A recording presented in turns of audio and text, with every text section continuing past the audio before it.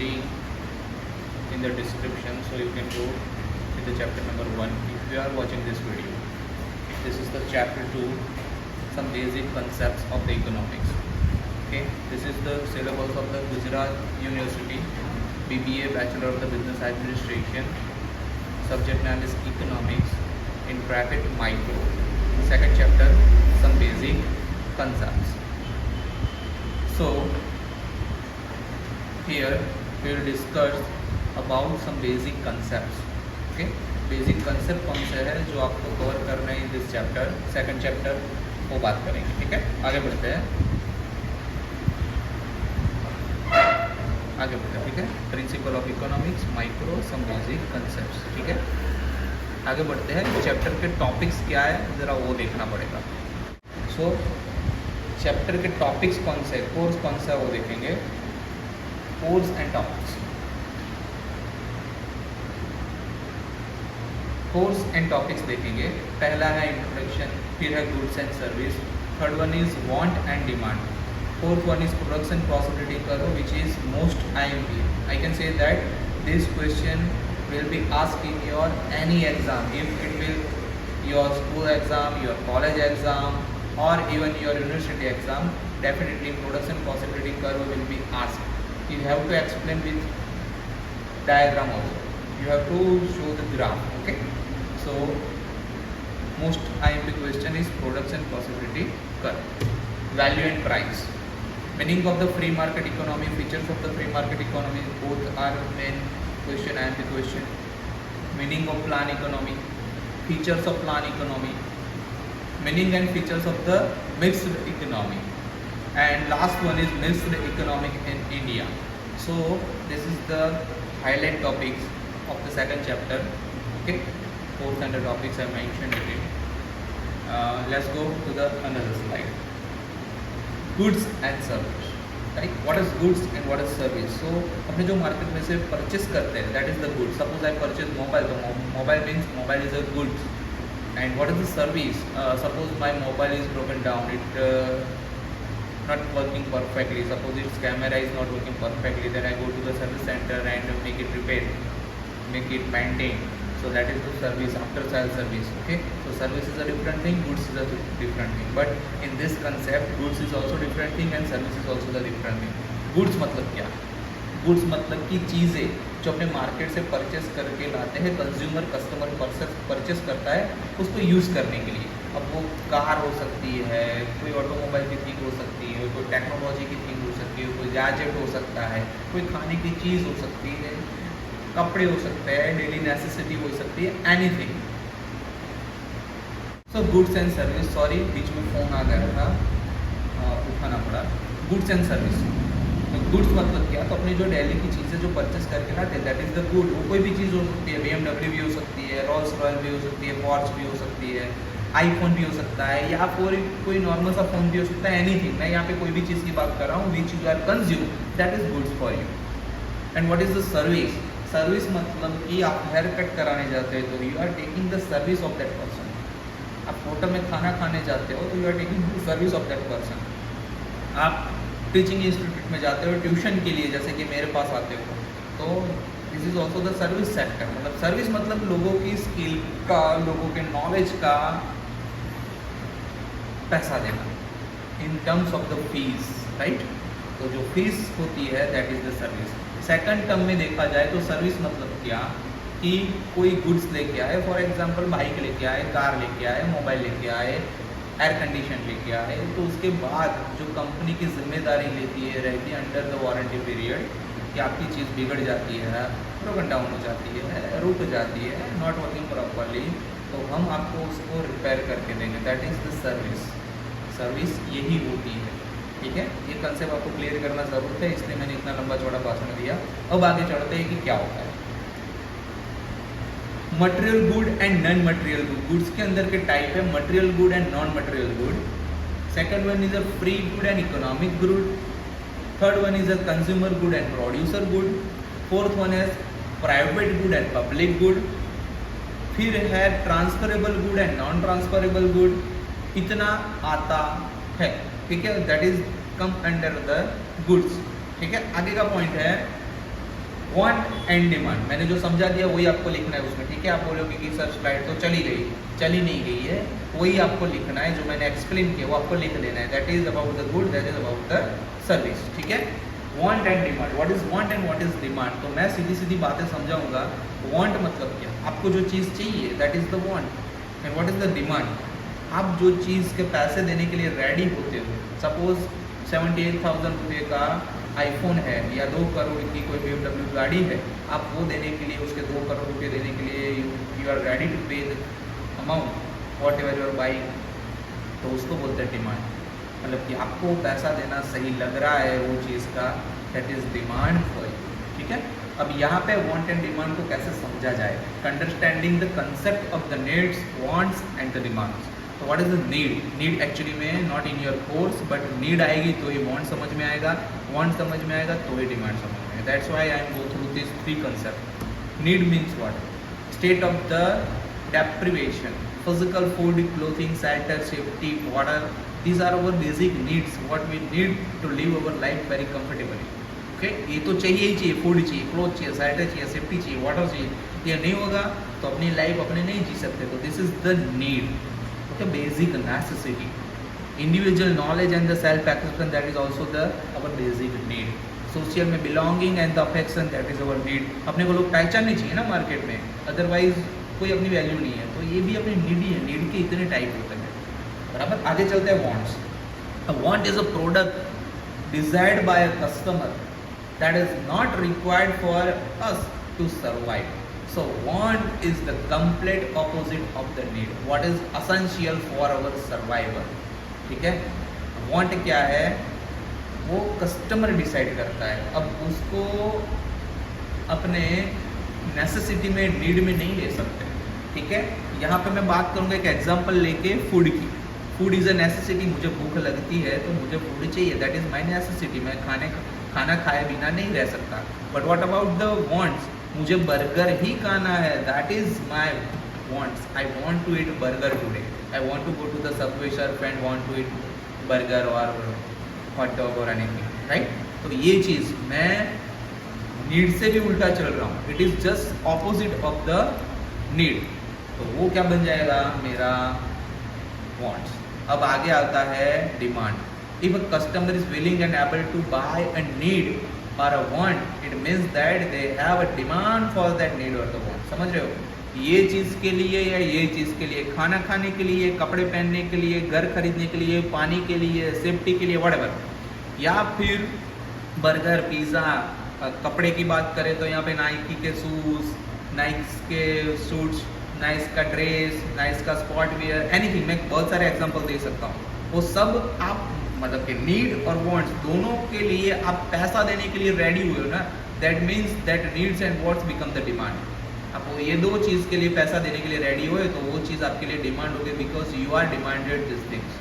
समझ रहे हो, ये दोनों चीज़ के पैसे देने के लिए आप रेडी हुए, that is the demand for you. So easy concept था, ऐसे ही समझना है, ऐसे ही लिखना है, ठीक है। आगे चलता है production possibility curve which can have short form PPM। थोड़ा लंबा चौड़ा भाषण है इसमें, प्रोडक्शन पॉसिबिलिटी कर्व, बराबर, थोड़ा लंबा चौड़ा भाषण रहेगा। यही आपको लिखना है, मैंने बहुत सिंपल सी लैंग्वेज में इसको कवर कर लिया है, यही आपको लिखना है सीधा सा। मैं गारंटी देता हूँ 110% this will be asked in your exam. BBA same 1 का यूनिवर्सिटी का पेपर होगा, उसमें ये क्वेश्चन ना रहा तो आप पेपर फाड़ देना और मेरे कमेंट में गालियाँ लिख देना, ये क्वेश्चन होगा ही। मेरे ये वीडियो के कमेंट में आपको गाली देने की छूट हो जाएगी, बराबर। मैं इतना गारंटी देने के लिए रेडी हूँ, ठीक है। In business a production possibility curve is PPCI, no sorry PPM नहीं, production possibility curve is made to evaluate the performance of a manufacturing system when two commodities are manufactured together।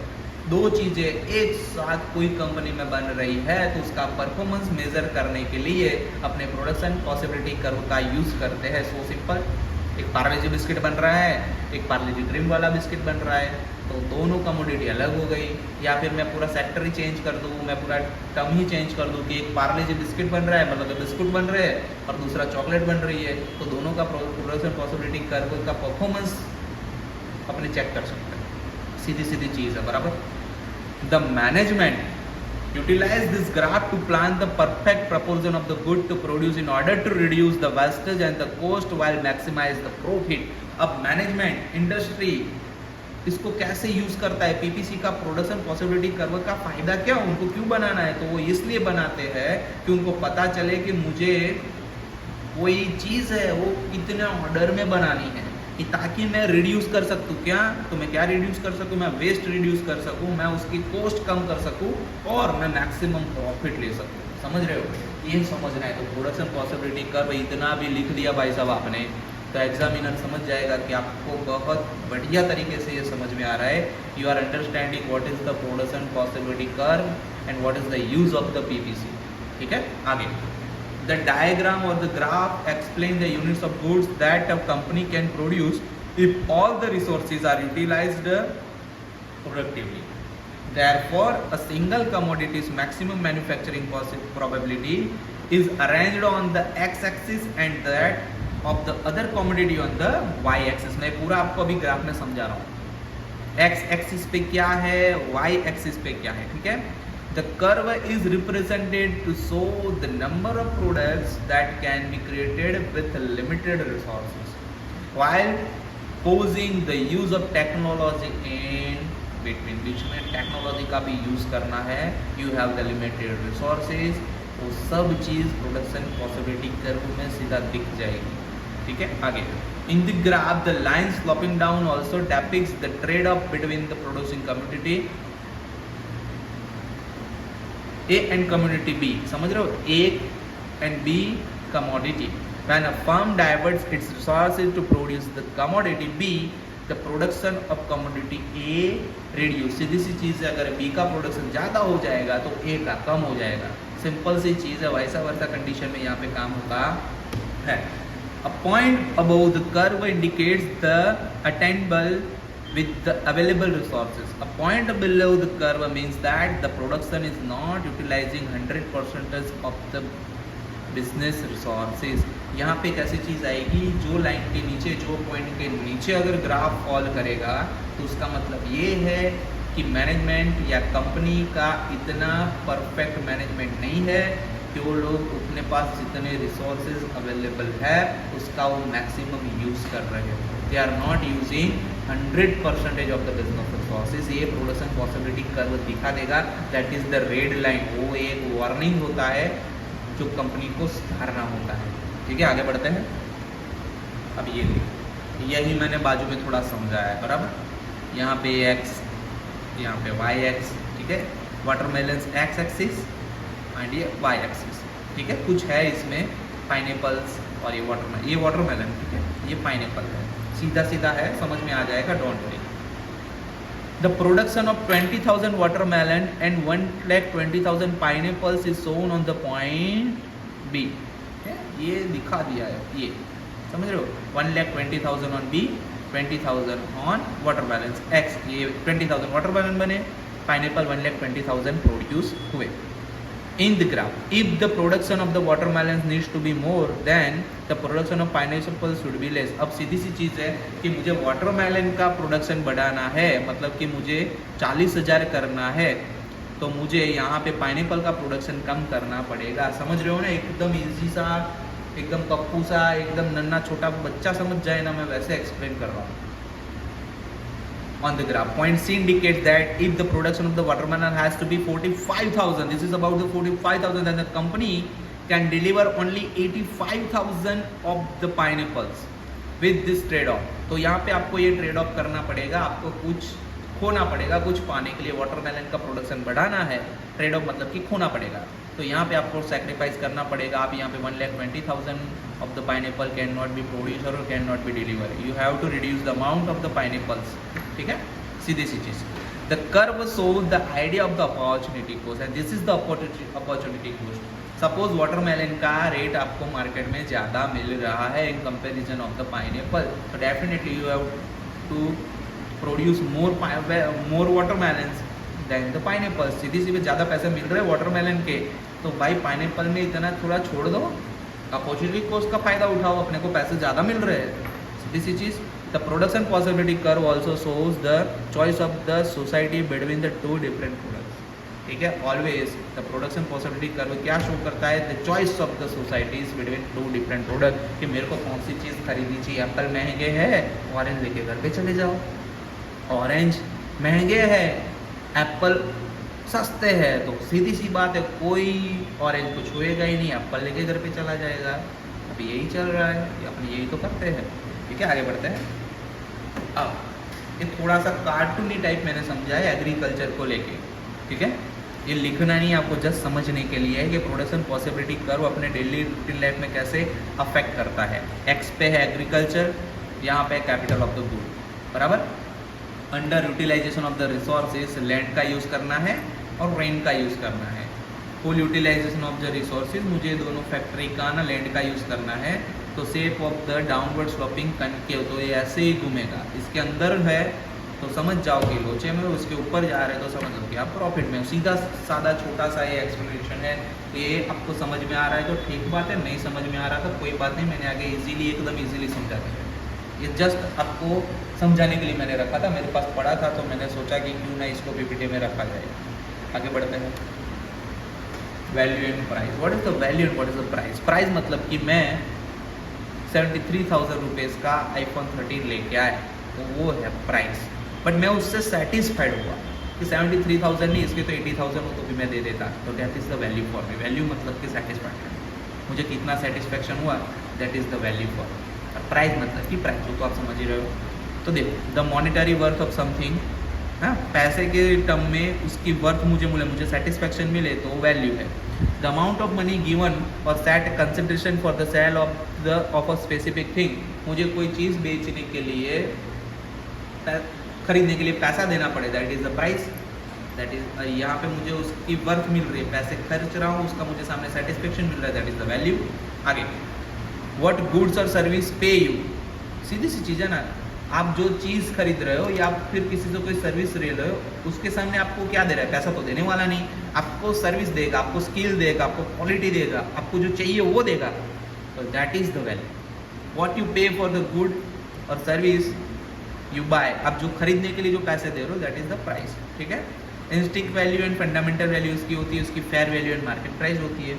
अब समझो, मैं दो चीज़ को example के तौर पे आपको डिफरेंशिएशन करके ही इसको लिखना पड़ेगा, तफावत, समझ रहे हो। तो वैल्यू में क्या लिखोगे, तो आप वैल्यू में लिखोगे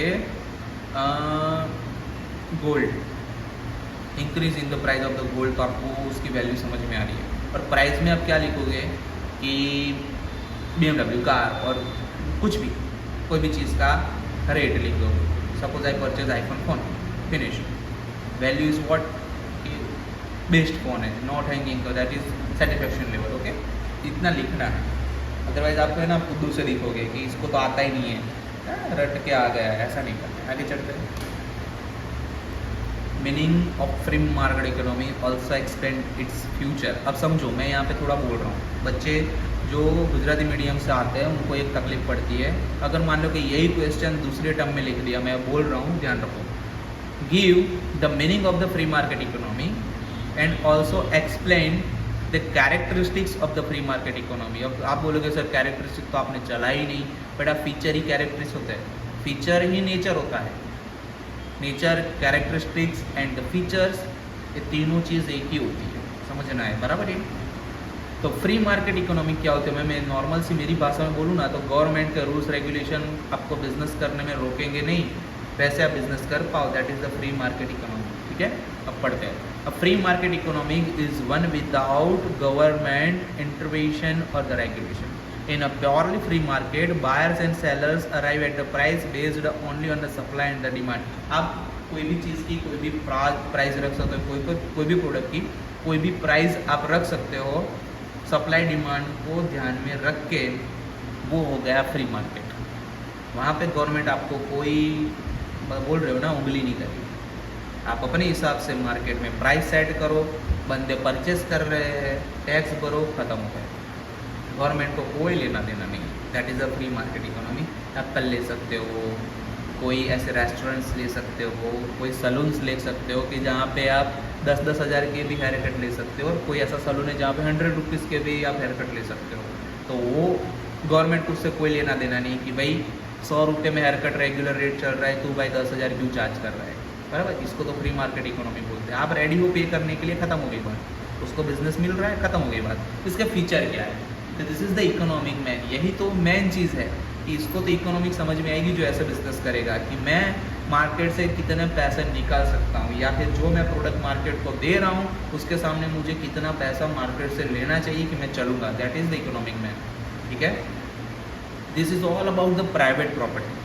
अब प्राइवेट बिजनेस में ये सब करोगे ना, अब किसी कोई गवर्नमेंट का मान लो कि कोई गार्डन है, वहाँ पे तो ये सब चलेगा ही नहीं, वहाँ पे तो फिक्स प्राइस होता है ना, समझ रहे हो मैं जो समझा रहा हूँ।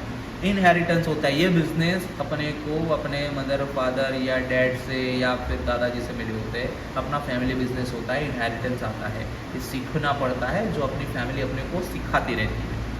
फ्रीडम ऑफ चॉइस, आपको चॉइस करने की पूरी छूट मिल जाएगी कि 100 रुपये के हेयर कट करवाने हैं कि 10,000 के, समझ रहे हो। कंपटीशन, यहाँ पे कंपटीशन आप बना भी सकते हो और कंपटीशन को आप तोड़ भी सकते हो, बराबर। 10,000 के हेयर कट से मान लो कि आजू बाजू सब शॉप ऐसी है जो 200 रुपये में हेयर कट करके देती है, अपने 100 में करवा के देगी, एक पे फ्री। तो एक कंपटीशन तोड़ने की भी चीज़ हो गई और कंपटीशन बनाने की भी चीज़ हो गई। इसका मेन काम प्रॉफिट मोटिव है, मुझे प्रॉफिट मिलेगा मैं ये बिजनेस करूँगा, मुझे प्रॉफिट नहीं मिलेगा मैं बिजनेस नहीं करूँगा। सिंपल, इतना ईजी होता है, समझना पड़ता है, ये समझने से ही आता है, बराबर। आगे बढ़ते हैं। अब देखो meaning of free planned economy, यहाँ पे सीधा सा मीनिंग ऑफ प्लान्ड इकोनॉमी समझ गए। Also explain its future, also explain in features, मैंने इन लिख दिया है 8 की जगह पे, सॉरी है ना, इतना स्पीड में टाइप किया है ना कि ये सब भूल जाता है। An economy in which production investment prices and incomes are determined centrally by the government. अब ऐसी चीज़ प्लान इकोनॉमी जहाँ पे प्राइस रेट सब गवर्नमेंट डिसाइड करेगी, है ना। तो फ्री मार्केट में क्या होता है कि तुम सब सेक्टर चलाते हो, ये गवर्नमेंट इंडस्ट्री होती है, गवर्नमेंट मैनेज करती है। यहाँ पे प्राइस कंट्रोल डिमांड सप्लाई पे आप डिसाइड करोगे, यहाँ पे प्राइस कंट्रोल गवर्नमेंट करती है, कंट्रोल्ड प्राइस होती है। बस इतना इसमें देखना है, बाकी कुछ ज़्यादा नहीं देखना है, बराबर। ओके, नहीं ज़्यादा देखना है, इतना ही लिखना है, बहुत ज़्यादा दिमाग नहीं दौड़ाना है। गवर्नमेंट कैसे प्राइस डिसाइड करती है, तो आप अब यहाँ पे GSRTC गवर्नमेंट की जो कंपनियाँ हैं, कोई फर्टिलाइज़र की कंपनी है, मैं यहाँ पे सबसे ज़्यादा अच्छा समझाऊंगा कि प्राइवेट ट्रैवल्स की कंपनी, यहाँ से आपको कहीं जाना है तो ट्रैवल्स वाले क्या रेट लगाते हैं और गवर्नमेंट की बसेस क्या रेट लगाती है, बस ये कंपैरिजन यहाँ पे कर दो, खत्म हो गया, ठीक है। इतना ही लिखना है, ज़्यादा कुछ लंबा चौड़ा लिखने की ज़रूरत नहीं है, और ये IMP इतना है भी नहीं। फीचर्स, तो वो ये अभी जो आगे चल रहा था ना प्लान इकोनॉमी, उसमें कलेक्टिव ओनरशिप होती है, आधा पैसा प्राइवेट इंसान का, प्राइवेट कंपनी का, प्राइवेट इंडस्ट्री का, और आधा पैसा आधा हिस्सा गवर्नमेंट का। सेंट्रल इकोनॉमिक प्लानिंग होती है, ये पूरा स्टेट या पूरे इंडिया के लिए सेंट्रल प्लानिंग होती है, हर जगह पे सेम रेट सेम फैसिलिटीज़ मिलेगी। लिमिटेड इकोनॉमिक फ्रीडम होता है, यहाँ पे फ्रीडम ज़्यादा नहीं मिलता है। एब्सेंस ऑफ प्रॉफिट मोटिव, यहाँ पे प्रॉफिट करने का कोई सवाल ही पैदा नहीं होता, यहाँ पे तो लोगों को फैसिलिटीज़ प्रोवाइड करने की बातें चलती है। It's a kind of the helping to the society, कि लोगों को आसानी से सस्ते में अच्छी चीज़ घूमने का मौका मिल सकता है। काकरिया लेक आप एग्जांपल ले सकते हो, इंद्रोड़ा गार्डन आप एग्जांपल ले सकते हो, समझ में आ जाएगा। Relatively equal distribution of the income, पर जो भी पैसा कमाएंगे इक्वली डिस्ट्रीब्यूशन हो जाएगा। सो इज अब ये फीचर्स लिख सकते हैं। Meaning of mixed economy, also explain its future. अब मिक्स्ड इकोनॉमी क्या होता है, देखो ये थोड़ा लिटिल बिट क्या कंसेप्चुअली नहीं है, समझना हार्ड है, समझो, थोड़ा दिमाग में घुसाना पड़ेगा कि क्या बोलना चाहता है, तो समझो। अ mixed economic system is a system that combines aspects of the both capitalism and the socialism. पैसे के साथ साथ सोसाइटी का भी ध्यान रखना, that is the mixed economic plan. A mixed economic system protects private property and allows a level of economic freedom in the value of the capital. एक तो प्राइवेट प्रॉपर्टी को प्रोटेक्ट करना और इकोनॉमिक फ्रीडम को capital का use करके बढ़ाना, but also allows for government to interfere in the economic activity in order to achieve the social terms. लेकिन आप ये तो चीज़ करोगे, लेकिन इसमें गवर्नमेंट है ना आपको रोकेगी, आपको टोकेगी, क्योंकि वो चाहती है कि आप सोशल एम्स को भी अचीव करो, ठीक है। तो ये मिक्सिंग हो गया है ना, मैं समझा रहा हूँ, वो मिक्सचर नहीं हुआ, प्लान इकोनॉमी फ्री इकोनॉमी का मिक्सचर, ठीक है। फ्री इकोनॉमी में क्या था कि आप अपने हिसाब से प्राइस डिसाइड करो, मार्केट में कस्टमर मिल रहे हैं जो से करो, ठीक है, तो आपको प्राइवेट प्रॉपर्टी हो गई।